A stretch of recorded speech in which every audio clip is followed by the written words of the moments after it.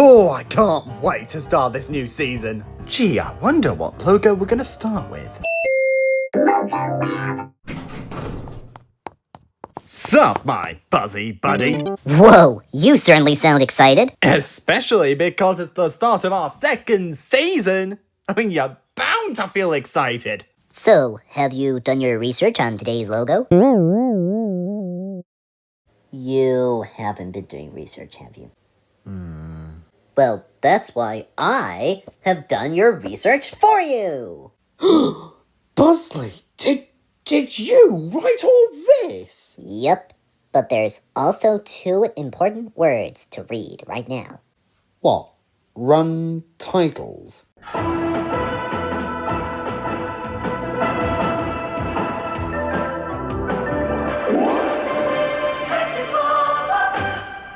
Hello and welcome to the Logo Files, the show that gives graphics a good grade.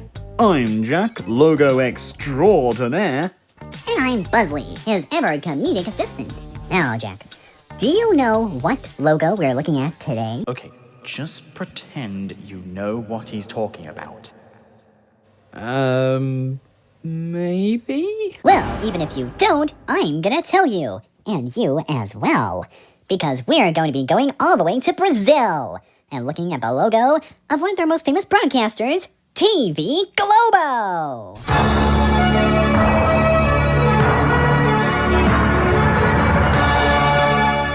So before we look at the actual logo, we need to understand what TVGlobo actually is. So, TVGlobo, formerly known as Rede Globo, is a commercial, free-to-air television network owned and operated by Grupo Globo, a Brazilian-based media company.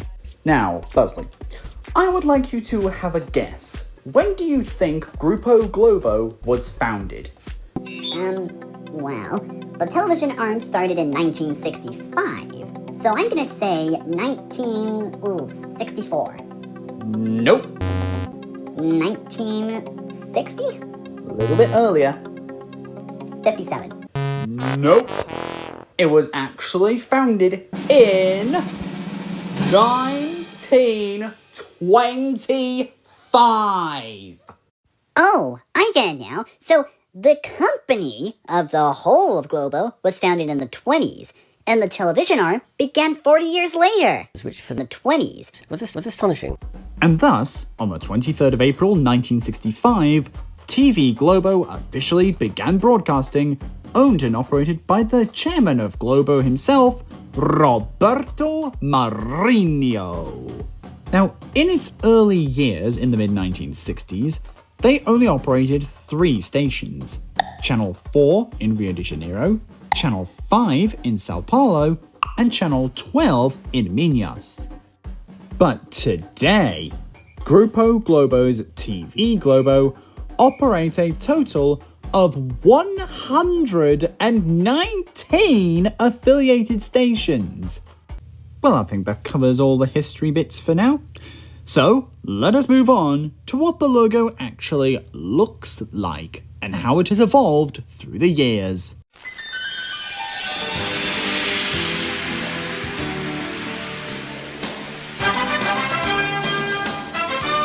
So, what are all these Globo logos doing on the whiteboard? Well, in order to look at the visuals, we first have to look at the evolution of the logo since 1976, the year it first appeared on television. And I think I know just how to do it. Really? How? I think you know what I mean. Music, maestro, if you please.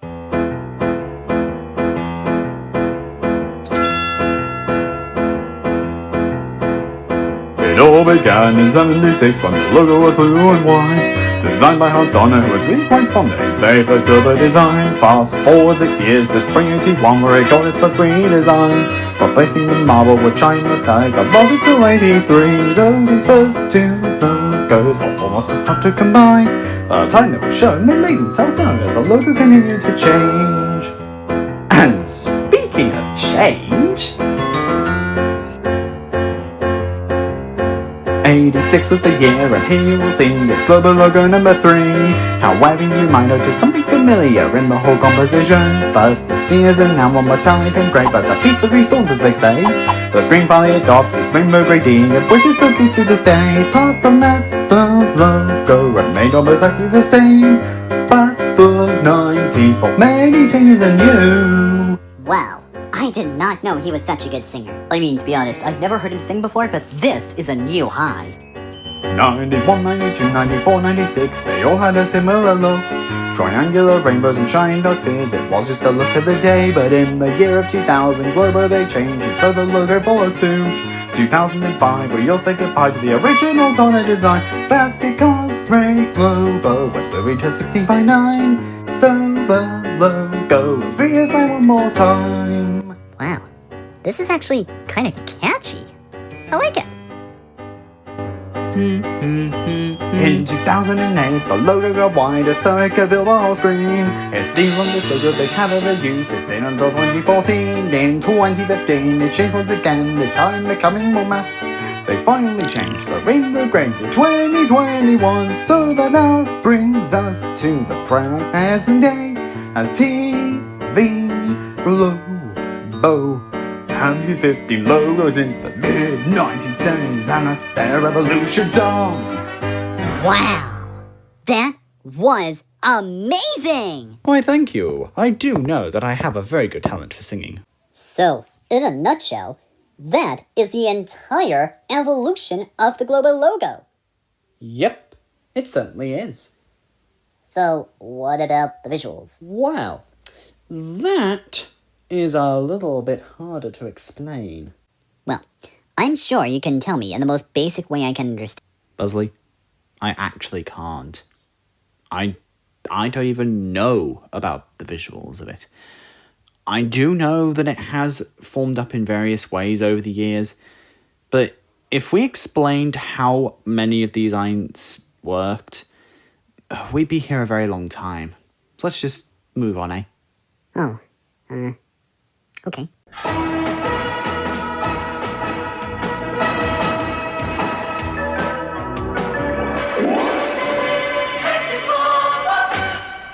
So, what do we have in the audio department for Globo? What is their most iconic sound that has been used with this logo? Well, it's actually a very special and iconic sound known as, colloquially, the plim plim. Have a listen. Now this is what the plim plim actually looks like in an audio visualizer. Pretty neat, isn't it? Now, the plim plim itself has also gone through a very strange evolution. Have a look.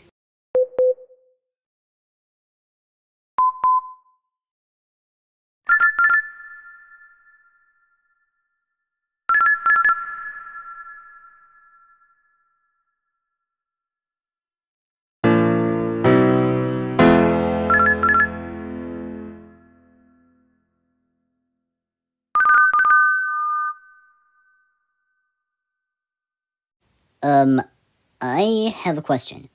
Yes, dear Leslie? Why does the plim plim sound actually sound like a telephone? A telephone? Well, I don't know.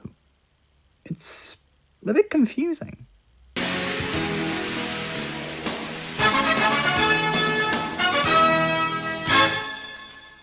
So, TVGlobo. What do we think of this logo? In my personal opinion, it's an absolute brilliant thing. To keep around for nearly 50 years, it's quite an iconic logo for an iconic Brazilian network. And I would have to agree.